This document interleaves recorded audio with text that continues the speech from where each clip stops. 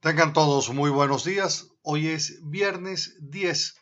Como todos los días le doy gracias a Dios porque me permite estar con todos ustedes.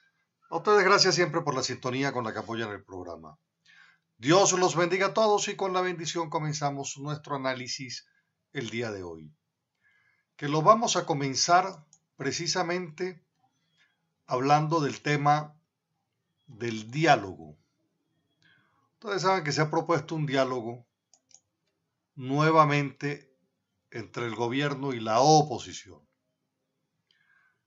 Y es importante entonces destacar que mientras el gobierno es monolítico, la oposición no lo es. Y si consideramos que después del 30 de julio la oposición quedó fracturada, después con la participación electoral sin exigir las condiciones necesarias para garantizar que no se sucediera el fraude, que evidentemente se dio, pues entonces por supuesto que las condiciones de esa unidad pues quedaron fraccionadas. Es más, incluso la oposición actual está dividida entre los partidos que participan y los que no participan, y los partidos que participan, los que no participan, y los que dicen que no participan pero van a participar por vía de otras tarjetas. Esa es la verdad. Hay tres grupos dentro de la mutua. Los que van a participar y lo dicen de frente. Los que no van a participar y lo sostienen públicamente y con sus acciones. Y los partidos que dicen que no van a participar pero participan con otras tarjetas. Aparte de esa circunstancia, pues entonces la sociedad también recibiendo mensajes contradictorios, pues simplemente tiene una confusión sobre la unidad opositora. Yo siempre he dicho, y usted lo ha escuchado siempre en el programa, que lo más importante es la claridad con la que se hable. Un diálogo, bueno, el diálogo puede suceder sin ningún tipo de problema. Las condiciones, que no sea secreto, que las reuniones previas se conozcan, que se conozca la agenda, que se conozca cómo es el tema de cuál es la comunidad internacional que quiere participar, a instancias de qué, cómo. Fundamentalmente que no sea un nuevo diálogo, sino la continuación de otros que quedaron por cumplimiento de ejecución en acuerdos que ya previamente estaban suscritos. Quiero recordar el del año pasado, precisamente cuando se habló de la suspensión o el retiro de los parlamentarios de Amazonas, con el compromiso de que se volvieran a hacer elecciones. Pues la oposición cumplió retirando los diputados de Amazonas, pero el gobierno no cumplió haciendo elecciones. De tal manera entonces que estamos en presencia de una nueva situación que debe para nosotros tener una exigencia clara. Es que no puede haber diálogo con los mismos actores. No puede haber diálogo con los mismos actores que en oportunidades anteriores le han mentido a la sociedad. Eso es así de sencillo. No pueden ser los mismos actores, pero como hay un sector de la oposición que se acostumbró a mentir, es lo que nosotros tenemos que reclamar de forma permanente. Voy a poner entonces en contexto esta información con dos voceros distintos, uno del gobierno y otro de la oposición. ¿Qué nos dice el vocero del gobierno, Jorge Rodríguez? Él señala que se reunirá con la MUD el 15 de noviembre. El 15 de noviembre. Y además asegura que se prepara un documento conjunto para la convivencia. Se prepara, vale decir, está hablando en tiempo presente. Se prepara un documento conjunto para la convivencia. Jorge Rodríguez, representante del gobierno en las conversaciones con la oposición, señaló ayer jueves que está pautado el encuentro para el 15 de noviembre en República Dominicana. La Mesa de la Unidad Democrática en rueda de prensa informó mediante sus voceros Luis Florido y Julio Borges que están dispuestos a dialogar para conseguir un cambio de gobierno a través de una elección. Sin embargo, insisten en que son necesarias las condiciones para que esto se logre. y señalan, abro comillas, reafirmamos lo ya aseverado. El diálogo continúa, aseveró Jorge Rodríguez mediante su cuenta oficial en Twitter. Bueno, ¿qué quiero rescatar de estas afirmaciones? Primero, que Jorge Rodríguez está diciendo que ya existen conversaciones y que se prepara un documento de convivencia. Eso es lo primero que tiene que quedar claro. Lo segundo que tiene que quedar claro es que Luis Florido y Julio Borges dicen estar dispuestos a dialogar. Mentirosos, ya están dialogando. Este es el problema, ya están dialogando. Y lo que a nosotros nos tiene que indignar es que el que lo ponga en evidencia sea el gobierno, ¿verdad? Cuando está declarando que ya están dialogando y van a preparar un documento conjunto. Y entonces cuando Borges y Luis Florido hablan de que están dispuestos, cuando usted dice estamos dispuestos, es un suceso o es un suceso futuro y cierto, estoy dispuesto a dialogar, ¿verdad?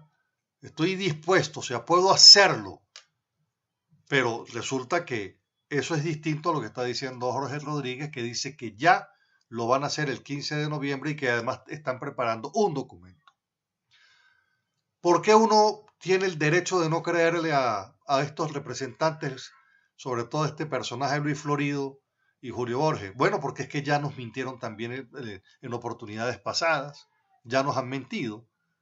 Entonces, ¿qué otra cosa surge de la declaración de Luis Florido y Julio Borges? Dicen que están dispuestos a dialogar para conseguir un cambio de gobierno. Y yo me pregunto, ¿usted cree que el gobierno está hoy fuerte o débil? ¿Usted cree que el gobierno gana 18 gobernaciones con fraude o sin fraude? ¿Y cómo se siente? ¿Derrotado?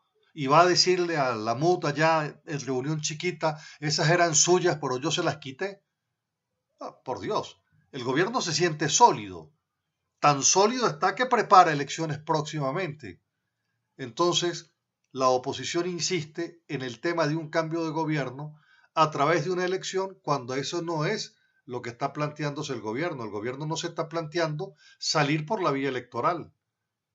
Entonces, ahí no hay punto, ahí no puede existir punto de encuentro, porque ni el gobierno se plantea la salida por vía electoral porque el gobierno se siente sólido, ¿verdad? El gobierno se siente que triunfó, el gobierno se siente sólido, entonces el gobierno no siente la necesidad de salir del gobierno, entre otras cosas porque viene impulsando un proceso de cambio estructural profundo en la sociedad, en la economía, y está trabajando precisamente el cambio del modelo de la estructura política del Estado, cuando solamente convocó elecciones de gobernadores sin consejo legislativo y cuando convoca elecciones de alcaldes sin consejos municipales.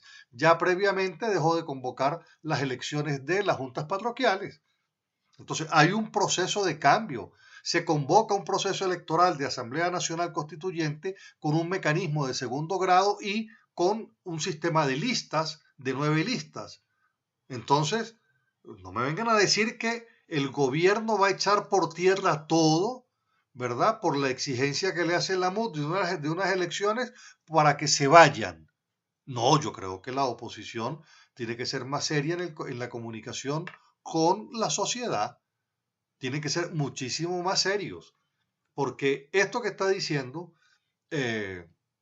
Julio Borges y Luis Florido es como decir entonces que el gobierno eh, tiene que irse y entonces para no montar un gobierno de transición, entonces prefiere una elección para que entonces la oposición gane.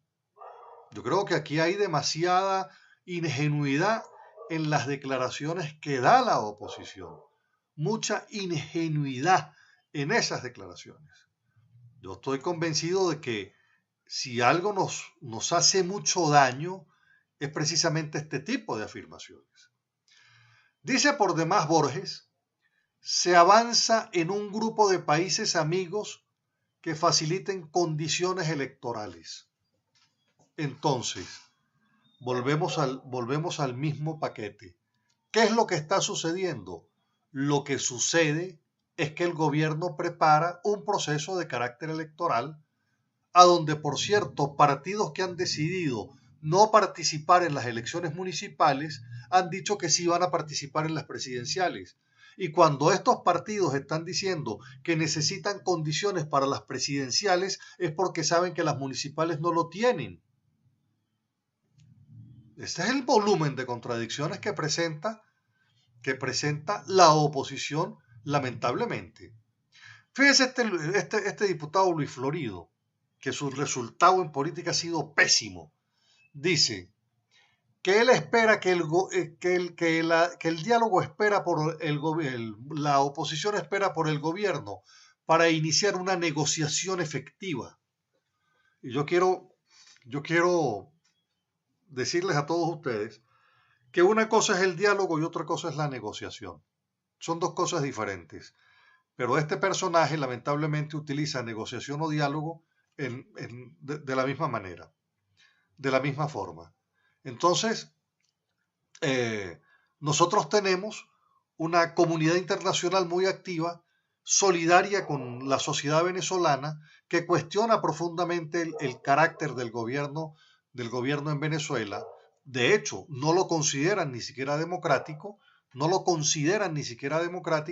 y entonces resulta que el grupo de países al que apela la oposición es Chile, México y Paraguay, en la construcción de reglas claras en la elección presidencial. Aquí yo quiero aprovechar de decir lo siguiente. No puede haber cambio sin que se produzca una real elección de una Asamblea Nacional Constituyente por vía de una votación directa, secreta, por vía de un nuevo Consejo Nacional Electoral y, por supuesto, en las condiciones como se fue al proceso de la elección parlamentaria. ¿Por qué? Porque nadie podrá gobernar Venezuela con el entramado de 18 años de leyes socialistas y comunistas. Aquí para cambiar hay que cambiar el Estado y hay que cambiar toda esa denominación y toda esa conformación en un proceso constituyente. Entonces aquí cambiar de presidente no resuelve ni siquiera el problema. Y quiero por demás decir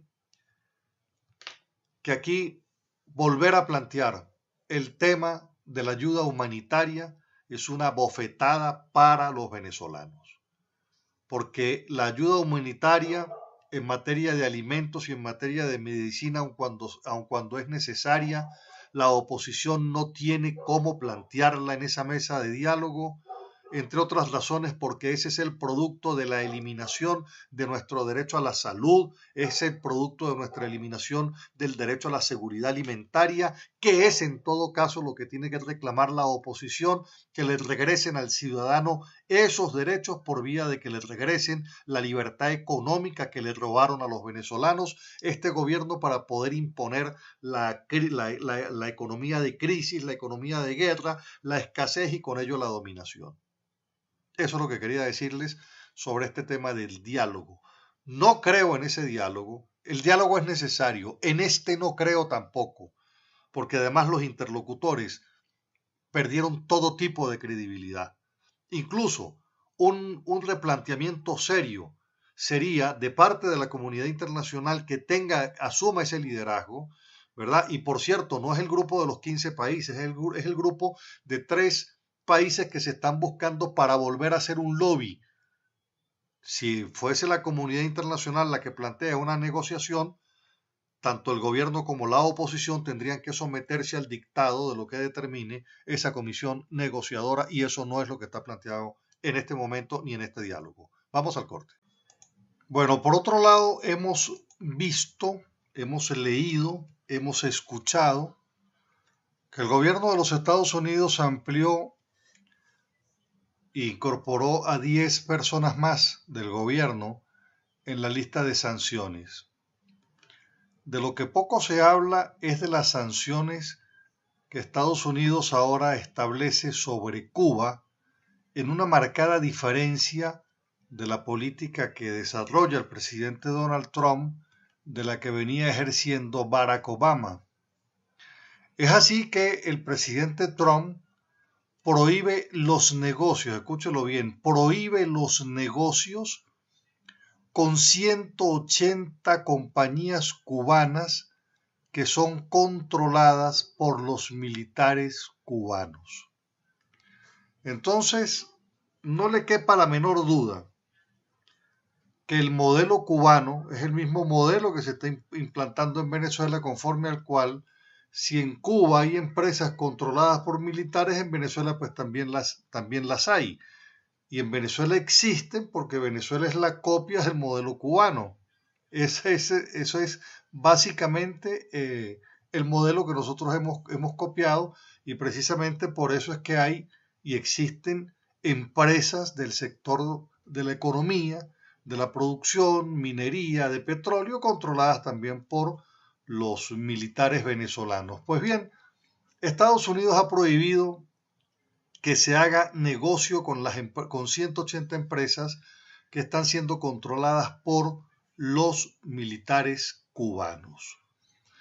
Pero también es importante destacar que avanza las sanciones del presidente Donald Trump en contra también de todo aquello que sea donación, regalo, remesas, todo, todo, toda transferencia económica que vaya de Estados Unidos a Cuba y que tenga por destinatario el alto mando militar, que tenga por destinatario el Politburó Central del Partido Comunista Ruso, que tenga por destinatario los ministros, que tenga por destinatario las propias empresas, que tenga por destinatario.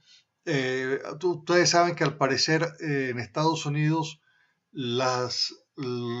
existían personas que maquillaban ayudas al pueblo cubano cuando eran ayudas precisamente para hacer subsistencia del régimen cubano, y esto quedó ya desmontado por la nueva política que está adelantando Donald Trump, desmontando las políticas que había adelantado Obama, que en el nuevo concierto del discurso político en Estados Unidos solamente favorecía era a los cubanos eh, y no a la exigencia de que yo te apoyo si levantas ese régimen violador de derechos humanos.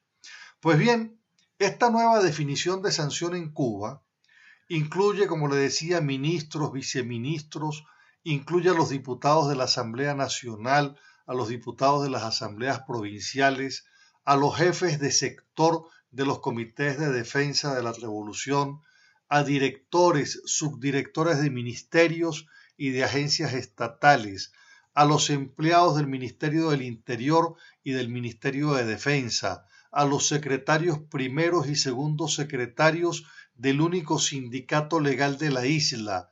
Esta disposición también pesa sobre los integrantes de la Confederación de Trabajadores Socialistas de Cuba, a los editores de medios de comunicación estatal, a los miembros y empleados del Tribunal Supremo de Cuba.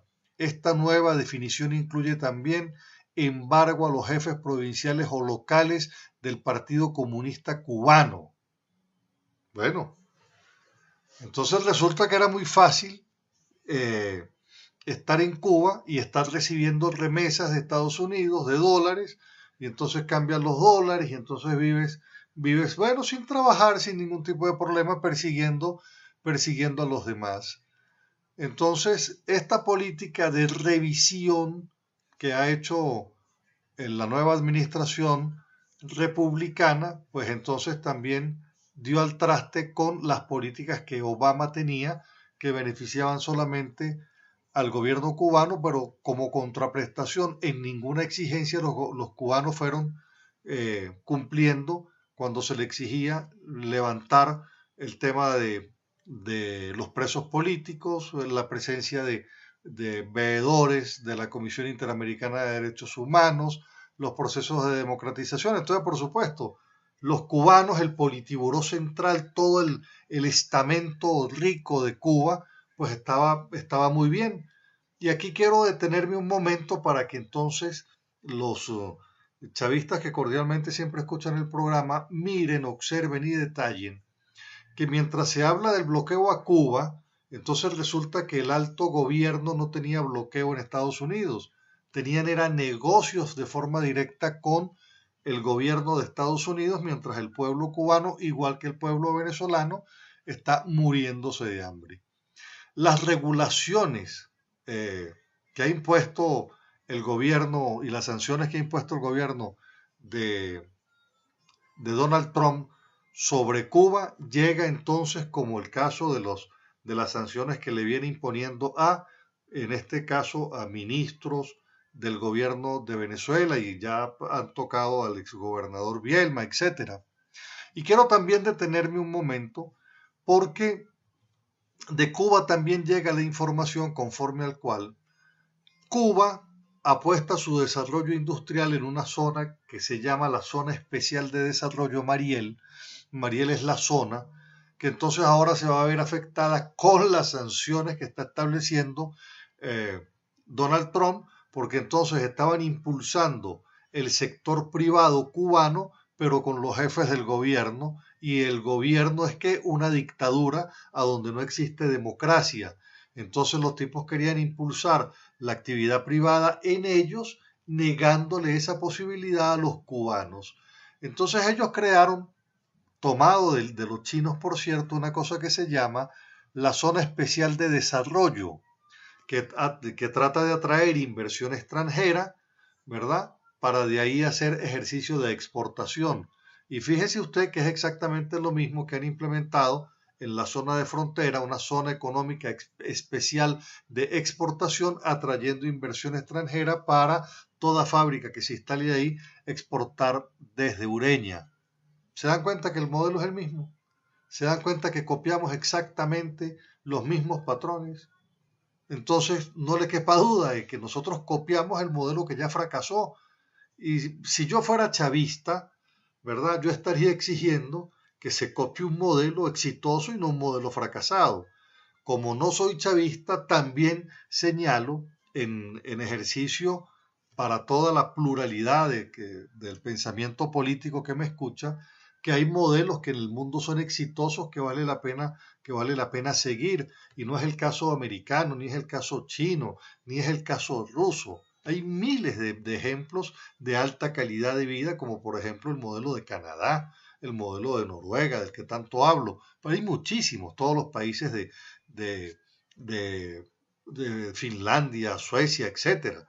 De tal manera entonces que con esto queda claro que las sanciones que se establecen contra Cuba va mucho más allá de lo que establecen en Venezuela y que hacia allá tendremos que ir también.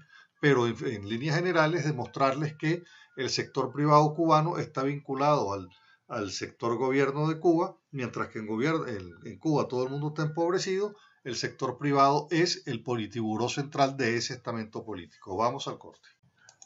Bueno, llegamos a la parte final. Gracias por su sintonía, gracias por sus comentarios. Dios los bendiga a todos. Deme usted a mí también su bendición.